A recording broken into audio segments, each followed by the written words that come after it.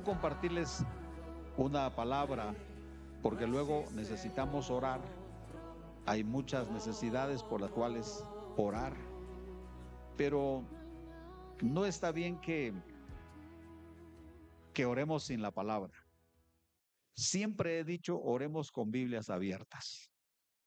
Pongamos la palabra delante. Y según lo que el Señor nos hable y nos diga, así oramos. Entonces, hoy quiero hablarles de otro elemento muy importante porque hace 8 días traté un tema que a lo mejor es un poco quisquilloso, un poco escabroso, y es el problema de la hechicería. No sé si se acuerdan que hablé un poquito de eso, ¿verdad? De la hechicería. Como una cuestión se le ha llamado, no voy a hablar de eso, pero solo estoy retomando un poquito del tema, como algo que debemos estar a la expectativa, debemos estar diría yo, a la defensiva, pero también a la ofensiva, limpiando nuestro territorio, limpiando a nuestra familia, nuestra casa, nuestros hijos, el lugar donde usted vive, donde trabaja, en la iglesia, el ministerio, donde nos desenvolvemos, porque es un campo, la verdad, muy escabroso. Pero el Señor nos manda a trabajar y servir en medio de esa situación. Por eso Jesús dijo a sus más cercanos seguidores, llamados discípulos, Él dijo, yo los envío como ovejas en medio de lobos, dijo el Señor. ¿Por qué les dijo eso a sus discípulos? Los envío como ovejas en medio de lobos. Ya ir a trabajar y servir en medio de lobos, ¿va? Las ovejitas corrían un peligro tremendo.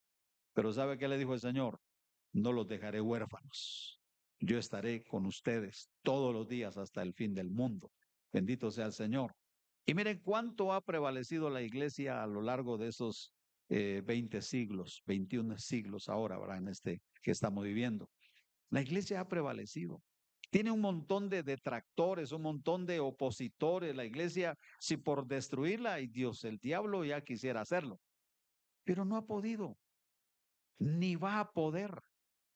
Aún en aquellos países donde el evangelio está siendo perseguido, donde se ha jurado matar a los cristianos, aún en esos lugares, el Señor sigue siendo fiel, defendiendo y sosteniendo la vida de su iglesia, porque el Señor hizo una promesa cuando habló de construir su iglesia. Él dijo, sobre esta roca edificaré mi iglesia y las puertas del Hades, que es la puerta del infierno, puertas de la muerte, no prevalecerán contra ella. Está prometido, pero la iglesia sí debe saber que fuimos enviados como corderos en medio de lobos. Debe saberlo.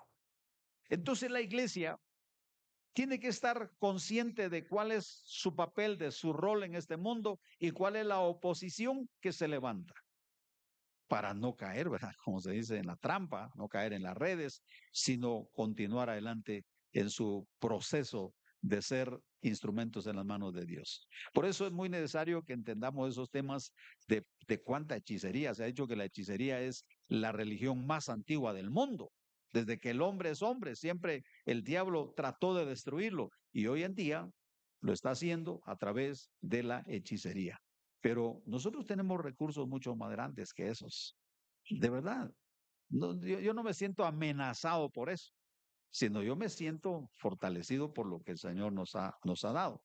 Así que hagamos nuestra confesión de la semana pasada para ver si realmente usted se mantuvo sintonizado con eso. Les recuerdo cuál fue nuestra confesión de la semana pasada. Empieza mediante, ¿verdad? Dice 1, 2 y 3. Mediante el sacrificio de Jesús en la cruz, ya no estamos bajo la maldición. Hemos recibido la bendición de Abraham, a quien Dios bendijo en todo. Amén. ¿Sabe por qué lo están diciendo con una enorme facilidad? Porque lo escribieron. Yo lo escribí, lo tengo aquí, ¿verdad? Y le dije a mi esposa, a mi familia, le dije, pongan estas hojitas en donde puedan ahí para que estén a la vista, porque vamos a estar repitiendo esto vez tras vez tras vez. ¿Está bien? ¿Cómo dice? 1, 2 y 3. Mediante el sacrificio de Jesús en la cruz, ya no estamos bajo la maldición. Hemos alcanzado la bendición de Abraham, a quien Dios bendijo en todo. Que lo sepan nuestros adversarios, que hemos sido separados de toda maldición, pero no por nosotros, sino por el sacrificio de Jesús en la cruz. Repitámoslo una tercera vez, por favor, y haga lo suyo. Aprópiese de esa declaración. Hemos dicho que lo que creemos hablamos, ¿verdad? Eso dijimos el día de hoy en la mañana. Lo que creemos hablamos. Y esto hay que estarlo diciendo muchas veces en el día. 1, 2 y 3. Mediante el sacrificio de Jesús en la cruz, ya no estamos bajo la maldición. Hemos alcanzado la bendición de Abraham, a quien Dios bendijo en todo. Bendito sea el Señor. O sea, hay un modelo ahí en Abraham. Abraham fue llamado como usted y yo fuimos llamados. A Abraham se le dieron promesas, como a nosotros se nos han dado promesas. A Abraham se le juró bendecirlo, como Dios ha jurado que nos bendecirá a nosotros. Esa conexión por medio de Jesucristo, ahí están las citas bíblicas que nos unen. Entonces, ¿cuán importante es Jesús? Tan importante es Jesús. Y hoy quiero aportarles un poquito más para que veamos la enorme importancia que tiene Jesús, porque es Él quien nos libra, nos salva de toda maldición que pudiera haber en el mundo. Tenemos que usar esa herramienta. Entonces, no a la hechicería, no se deje hechizar. Vea alrededor suyo quiénes están hechizados y ore para que sean desatados de esa obra del enemigo, la hechicería. Yo les comenté, les dije, ¿por qué una persona dice estoy desanimado? Está hechizado. No tengo ganas de orar, está hechizado. No tengo ganas de leer la Biblia, está hechizado. ¿Está bien? No tengo ganas de ir a la iglesia, está hechizado, que lo entienda de una vez. ¿Quién lo hechizó? El diablo lo hechizó a través de todo su sistema. Yo debo decirles a ustedes lo que en el mundo espiritual está ocurriendo. Amén, hermano. Mire, pues, ¿cuál sería el síntoma más conocido de una persona que está enferma físicamente? Yo diría unas dos o tres cosas. Se le va el sueño. Dos, se le va el apetito.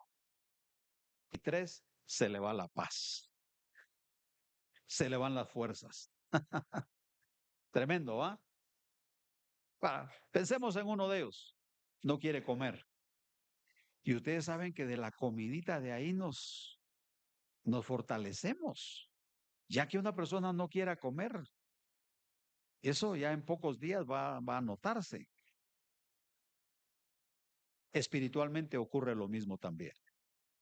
Amén. Entonces, cuando alguien dice, mira que estoy un poco desanimado, que no tengo ganas de orar, que no tengo ganas de leer la Biblia, así acéptelo de una vez. Hay una hechicería que lo está abarcando, lo está absorbiendo. No es normal eso. Sacúdase, libérese, lávese, límpiese, dispóngase a recuperar el terreno, el esfuerzo que usted necesita hacer. Amén, iglesia. Entonces es mi deber alertar al pueblo. No caigamos en esas trampas y volvámonos a Jesús. Ahí en el libro de Deuteronomio, por favor, acompáñeme un ratito. No espero no alargar mucho el discurso, aunque pues los domingos es para la palabra, ya hoy nos hablaron en esta mañana y Dios sigue hablando. Dice Deuteronomio capítulo 18, por favor, voy a tratar de ligar, unir estos pensamientos y descansar en una base firme para luego tener un buen aterrizaje en el día de hoy, llevándolos a orar por lo que el Señor nos ha pedido. Dijo el Señor en Deuteronomio capítulo 18, vamos a leer el versículo 9, eh, perdón, ahorita es versículo 15 y luego regresamos donde les dije. Capítulo 15 dice así, ¿está listo para leer? Dice, profeta de en medio de ti, de tus hermanos como yo, te levantará Jehová tu Dios. ¿Y qué dice? A él oiréis. Promesa que el Señor dio a Moisés, le dice, les voy a levantar un profeta. A él oiréis. conforme a todo lo que pediste a Jehová tu Dios en Horeb el día de la asamblea, diciendo, no vuelva yo a oír la voz de Jehová mi Dios, ni vea yo más este gran fuego para que no muera. Y Jehová me dijo, han hablado bien en lo que han dicho. Profeta les levantaré de en medio de sus hermanos, como tú, y pondré mis palabras en su boca, y él les hablará todo lo que yo le mandare. Y oiga cuál es la advertencia. Mas a cualquiera que no oyere mis palabras que él hablare en mi nombre, ¿cuál es la advertencia? Yo le pediré cuenta, dijo el Señor. ¿Está claro? Bueno, resulta que aquel día en la montaña Dios habló, pero fue con tronidos y con fuegos, centellas, y el pueblo terminó más asustado que otra cosa. No sé, si Dios nos hablara como Él es y como es su voz, ay Dios, hermano, nos deja sordos, nos deja inconscientes, nos deja, no sé cómo quedaríamos. ¿Va? Eso es lo que le pasó al pueblo aquel día. Entonces dijeron, no, no, no, no, no, mejor mándanos un profeta, háblanos a través de un profeta, es decir, de un intermediario, no nos hables tú directamente porque si nos hablas vamos a morir. Y pidieron que les hablaran a través de un intermediario, un profeta. ¿Y qué dijo el Señor en respuesta? Tal como han hablado, dice, a mis oídos, así será. Dos veces menciona, en el versículo 15 dice, profeta de en medio de ti, de tus hermanos, como yo, levantará Jehová. Y lo vuelve a decir en el 18, profeta les levantaré de en medio de sus hermanos como tú. Pondré mis palabras en su boca, él les hablará todo lo que yo le mandare. Pero hay una advertencia, cualquiera que no escuche mis palabras, que él hable, yo le pediré cuenta, dijo el Señor. Amén. Fíjense que hubo una mujer en una ciudad conocida como Samaria. Nadie conocía a esta mujer, por lo menos hasta ese momento. Interiormente, a lo mejor, el pueblo sí la conocía por su mala conducta, pero de los judíos nadie la conocía. Los discípulos no la conocían. Ese día Jesús fue a ese pozo para encontrarse y darle una palabra a esta mujer y vean cómo ella de inmediato reconoció quién era Jesús. Juan capítulo 4, versículo 19. ¿De quién estamos hablando ahí? De la mujer samaritana. Es increíble y esto yo lo resalto, lo exalto, lo subrayo porque me llama la atención esto. Como una mujer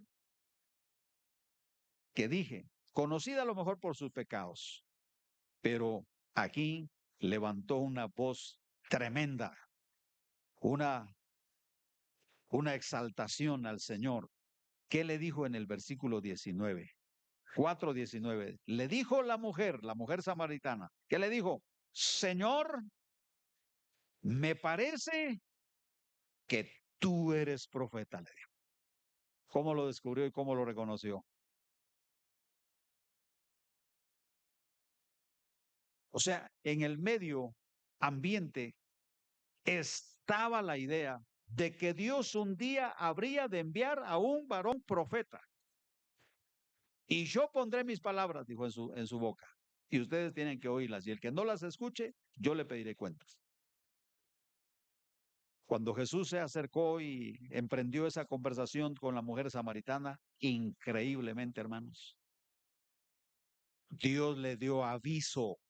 Esto es revelación al espíritu de aquella mujer y le dice, me parece que tú eres profeta.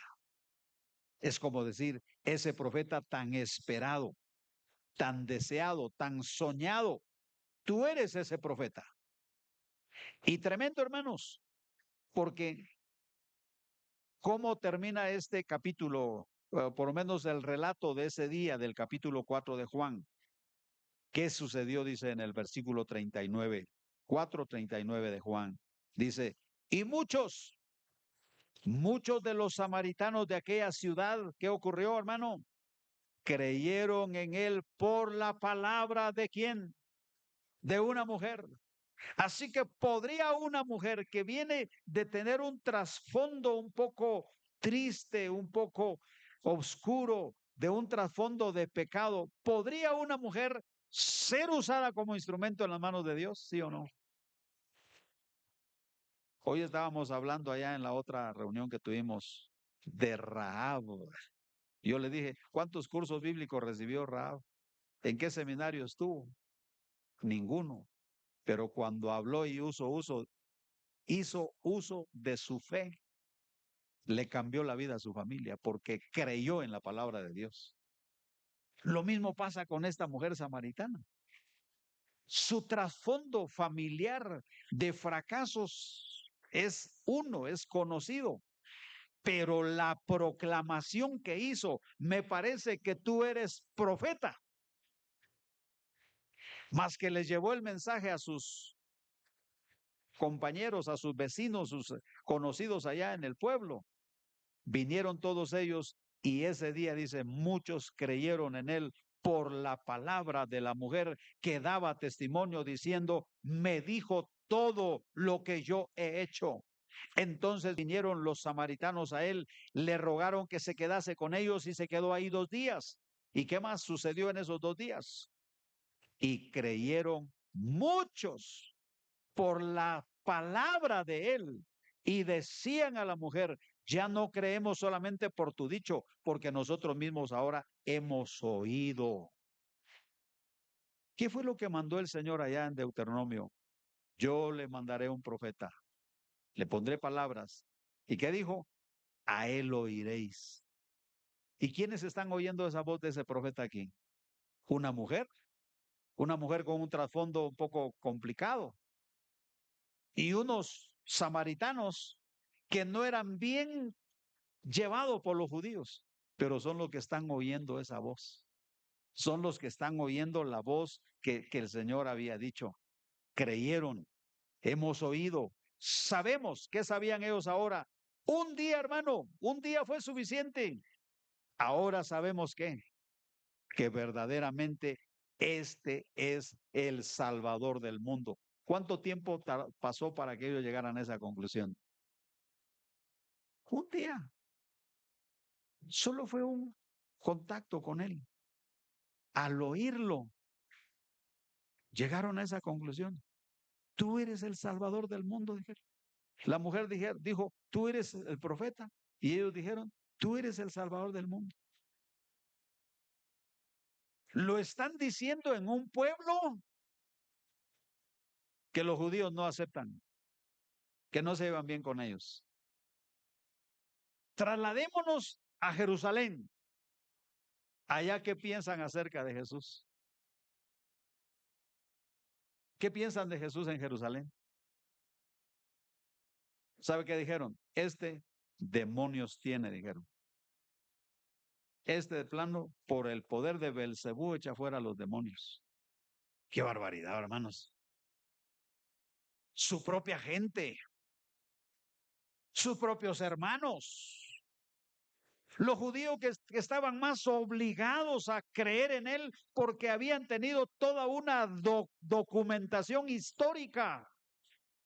Tenían escrituras, profecías. ¿Qué les pasó? Y así por el estilo. Cuando Pilato dijo, ¿a quién queréis que os suelte? ¿A Jesús o a Barrabás? Hermano, el Barrabás era un violador, asesino. ¿Y Jesús quién era? Que cuando él salía siempre hacía bien a la gente, sanaba, liberaba, restauraba, devolvía la esperanza a la gente. ¿Qué les pasó a la hora de elegir? Hermano, es increíble cómo el diablo dice, ciega el entendimiento. para que la gente no entienda, no comprenda y no se convierta y en consecuencia que no se salve. Pero Dios se deleita y se goza mucho en esa gente sencilla. Allá eran maestros de la ley en Jerusalén, maestros de la ley, hermano. Allá eran depositarios de las promesas. Allá eran ministros, sacerdotes para el servicio de Dios. Aquí en Samaria, una mujer pecadora con 5 fracasos matrimoniales encima. ¿Y qué está declarando? Tú eres profeta. Unos hombres que ni siquiera aparecen sus nombres registrados, solo dicen muchos. Y son los que está diciendo, ahora creemos que verdaderamente este es el Salvador del mundo. Yo podría decir, ¿dónde se encendió más fácil la llama de la fe? ¿En Jerusalén o en Samaria?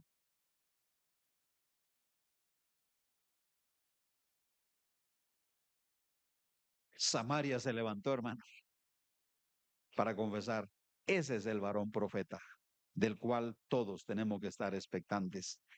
Pero como voy a cerrar esto porque necesitamos orar, entonces yo quiero que usted tenga un acercamiento a lo que el propio Padre, el propio Dios, que es el que hizo la promesa de enviar un profeta, nos está diciendo en el Evangelio de Lucas capítulo 9. Lucas capítulo 9, para cerrar este capítulo en esta mañana. ¿Cuántos de ustedes saben que un día dice la palabra que Jesús subió al monte llevando con él a algunos de sus discípulos y allá el Padre lo transformó, lo transfiguró delante de sus discípulos? Se le llama a ese monte como el monte de la transfiguración. Capítulo 9, versículo 28. Leamos este relato y con esto cierro. Dice así: aconteció como 8 días después de estas cosas, de estas palabras, que tomó, estamos hablando de Lucas 9:28, ya está ahí en pantalla, dice, aconteció como 8 días después de estas palabras, que tomó a Pedro, a Juan, a Jacobo y subió al monte. ¿Con qué fin? Maravilloso. Cómo me hubiera gustado a mí estar ahí también orando. Me gusta juntarme con la gente que ora. Me gusta la gente que ora. Porque la gente que ora consigue cosas, obtiene resultados, termina con toda la maldición del diablo y comienza cosas nuevas, gracias a su oración. Amén, hermanos. Y dice el versículo 29, y entre tanto que oraba, qué maravilloso, hermano, la apariencia de su rostro se hizo otra. Hermano, esa es la gracia que tiene la oración. La oración te cambia, la oración te transforma, la oración te rejuvenece, la oración puede hacer lo que de otra manera no se puede hacer. ¿Está consciente, iglesia? Entonces la apariencia de su rostro se hizo otra. Su vestido se puso blanco y resplandeciente. Yo no dudo de eso porque Dios es poderoso. Y entonces se le unieron 2 varones que hablaban con él, los cuales eran Moisés y Elías. Amén. Hay mucho que decir ahí, pero no en este momento. Ellos aparecieron rodeados de qué, hermano? ¿Rodeados de qué? De gloria. Amén. Así es toda la gente que está en comunión con Dios. Así es toda la gente que busca al Señor, rodeados de gloria, hermano. ¿Por qué Moisés y Elías? Le voy a decir, de Moisés nunca se supo dónde murió, ni dónde fue sepultado. No se sabe si murió o no, o solo fue transportado, no se sabe. La Biblia no dice nada. De Elías sí se sabe. ¿Qué se sabe de Elías? No vio muerte. Él fue arrebatado, fue transportado, fue, qué sé yo, transformado. Elías no murió, no fue sepultado. Son los dos que aparecen aquí, hermano. ¿Rodeados de qué dice? De gloria. El que está con el Señor, la gloria le espera. El que busca al Señor, con gloria ha de aparecer, ha de reflejarse en su rostro, en su vida. Bien, estos varones, dice el versículo 31, rodeados de gloria, hablaban de su partida que iba Jesús a cumplir en Jerusalén. Y Pedro y los que estaban con él, ay Dios, esa era la iglesia, ¿va? Esa era la iglesia. Mientras que aquellos estaban rodeados de gloria porque han estado con el Señor, la iglesia, Pedro, Juan, yo creo que esta no era la primera vez. ¿Qué les pasó a ellos? Estaban rendidos de sueño, dice. Hermano, cuidado. Más adelante yo los veo a ellos aquel día cuando Jesús les dijo, velad y orad para que no entréis en tentación. Cuando les dijo, por favor, acompáñenme a orar, velen conmigo. ¿Y qué pasó esa vez? O sea, como que el sueño ya se sabe de dónde viene, ¿verdad? Ya se sabe que el sueño tiene un objetivo, evitar que la gente ore. Ahí Jesús subió para orar. Y cuando tenían que estar más despejados y más despiertos para ver la gloria que tenían estos hombres que se les aparecieron, ellos estaban, ¿qué? Dormidos, hermano. Por favor, no tome como normal el sueño que le impide presentarse delante de Dios en oración. No lo tome como normal. No tome como normal el desgano para la oración. No lo tome como normal. Ahí el enemigo está tomando terreno. Estaban, dice, cansados, estaban rendidos de sueño, más permaneciendo despiertos, como que algo, ¿verdad? Chispazo ahí, los despertó. Vieron la gloria de Jesús y a los dos varones que estaban con él. O sea, hicieron todo lo posible de abrir los ojos, de sobreponerse, de decir, aunque estamos cansados, pero esto que estamos viendo es glorioso. Esto no se ve todos los días. Eso no lo habíamos visto antes. Valdrá la pena despertarse para verlo. Hermano, ¿no te he dicho que si crees, dijo el Señor, verás la gloria de Dios? Hermano, tiene que haber una alerta en nosotros, tiene que haber un sentido de decir, yo quiero ver esa gloria de Dios, no me la quiero perder, quiero ver la escena completa. Y al fin entonces, cuando vieron la gloria de Dios, sí se despertaron totalmente. Dice el versículo 33, sucedió que apartándose ellos de él, Pedro le dijo a Jesús, Maestro, bueno es para nosotros que estemos aquí. Hagamos 3 enramadas, una para ti, una para Moisés, otra para Elías, no sabiendo lo que decía. Otra vez la humanidad, ¿verdad?, se interpone. En otras palabras, dijeron ellos, quedémonos aquí, está chilero esto, ya no bajemos, Señor. No, no, no, no, tampoco se trata de eso. Tampoco se trata de eso. No sabía lo que decía. Pero oiga, esto es lo que me interesa. Mientras él decía esto, vino una nube que los cubrió y hoy sí que tuvieron temor al entrar en la nube. Y entonces vino una voz en medio de la nube. ¿Qué les decía? ¿Qué le dijo esa voz? Este es mi hijo amado. A él oíd. Diga, a él oíd. Repita la frase, diga, este es mi hijo amado. A él oíd. ¿Dónde oyó usted esa frase antes? Hoy. ¿Dónde la oyó? Deuteronomio 18:15. Profeta le levantaré. Pondré mis palabras en su boca. A él oiréis. Segunda vez que el Padre está diciendo ahora, este es mi Hijo amado, mismas palabras, a él oír. A él oír. Ah, desde entonces he entendido y digo, es la voz de Jesús la que hay que oír. Es la voz de Jesús. Es la voz autorizada del Padre. El Padre no habla por ninguna otra persona. En Hebreo capítulo 1 dice que Dios habló antes por los profetas de muchas formas y muchas maneras, pero en los postreros tiempos, ¿qué dice? Nos ha hablado por medio de su Hijo. Escuche, iglesia, escuche. La voz de Jesús es la que nos debe interesar y nos debe importar. Ninguna otra voz. La voz de la política, no. La voz de los conflictos armados, no. La voz de la agenda sucia que se mueve en las naciones, no. ¿Cuál es la voz autorizada? De ese gran profeta que el Señor dijo que habría de levantar. Ese profeta ya vino hace 2000 años. Fue levantado. Fue puesto en una cruz. Ahí murió. Después de haber derramado su sangre para la redención de nuestros pecados. Y el Padre dijo, a él oír. Yo lo que recuerdo son dos cosas muy importantes. En Hebreos, el capítulo 12, el Señor dice, puestos los ojos en Jesús. Y aquí dice, a él oír. Nosotros tenemos dos grandes facultades, la del oído y la de la vista.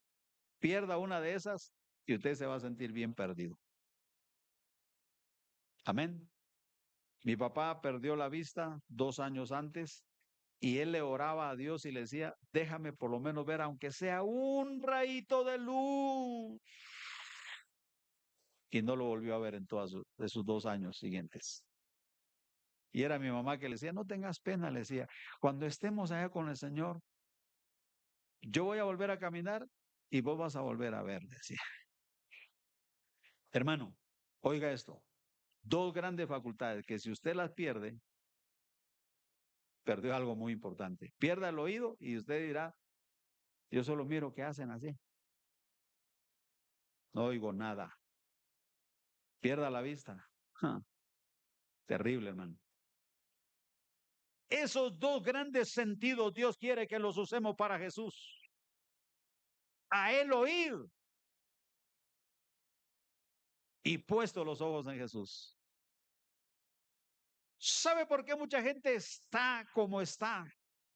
Porque desvió su mirada de Jesús y dejó de estar atento con sus oídos a la voz del profeta que es Jesús. Y el mundo se le quebró bajo sus pies, se le revolvió todo, perdió el enfoque de la vida porque dejó de ver a Jesús y dejó de oír a Jesús. Usted está bien ahí donde está, hermano, pero esté no como autómata. O sea, cuerpo presente, pero alma, espíritu no está en esta casa. Cuerpo presente, pero alma, espíritu no está en los propósitos de Dios. Cuerpo presente, pero alma y espíritu no está en la visión de Dios. Que es otra forma de estar, pero no estar. Pero cuando una persona ha oído y escucha la voz de Jesús, su reacción es diferente. Sus pensamientos son diferentes, son transformados. Sus declaraciones, sus confesiones de su boca son diferentes. Son modificadas esas confesiones porque está oyendo a Jesús. Amén. Porque está siguiendo a Jesús. Y yo de eso le animo el día de hoy. Le hablé de un profeta. Dios cumplió. Es Jesús. Amén. ¿Por qué oímos la voz de las circunstancias, hermano? ¿Cómo está el mundo ahorita? Mal, pésimo. Si vaya que hay trabajo y vaya que hay dinerito para ir a comprar, hermano. Gracias a Dios por eso. Pero Dios no quiere que nos enfoquemos en eso. Mejor oiga la voz de Jesús. A él oí, dijo el Señor. Sea como la mujer samaritana, hermano, ¿verdad? No sea como los fariseos, no sea como los maestros de la ley que nunca reconocieron quién era Jesús realmente. Qué desperdicio de oportunidad para esa gente, hermano. Oiga esto, a veces la religión se impone, somos más religiosos que otra cosa y por estar defendiendo aspectos religiosos, dejamos de oír la voz que tenemos que oír. No hay que ser cuadrados, hermano. Pero la voz de Jesús es tan dulce, tan maravillosa. Yo no sé cuántos de ustedes anhelan oír esa voz. Aquí está en la palabra, hermano. Oiga esto, todo aquel que no ama la lectura de la Biblia, la verdad no quiere oír a Jesús. Todo aquel que no ora La verdad, no le interesa poner sus ojos en Jesús. Así de sencillo. ¿Cuántos hay aquí de esos que ya no oran y que ya no leen la Biblia? Nunca la han leído y nunca han orado tal vez como debe ser. Por eso a mí me dijo un pastor un día hace muchos años, me dijo, ¿vos ya oraste alguna vez en la vida? Por supuesto, le dije yo, 3 veces al día oro. No, no sabes ni siquiera lo que te estoy preguntando, me dijo. Ni yo que soy viejo, dijo, delante de vos, yo solo 3 veces he orado en mi vida. Dijo. Bueno, porque usted quiere, le dije, porque Dios ha estado ahí todo el tiempo. Pero después supe lo que es orar por lo menos una vez, hermano. ¿Ah? ¿Usted ha orado alguna vez en su vida? Dice, sí, cuando voy a comer, ahí va, Señor, te doy gracias porque ya tengo un plato de comida. Pero lo que es orar, hermano, oiga esto, con un quebrantamiento, porque los gigantes de la vida se levantaron contra usted, porque usted se ve como un niño pequeño ante un gran gigante, y usted dice, Padre, Señor, sálvame. Esas se pueden contar. Por eso el hermano me dijo, yo 3 veces he orado en toda mi vida. Y yo creo que yo ya llevo 2, hermano. Sé exaltado, por siempre exaltado, Rey, no existe otro.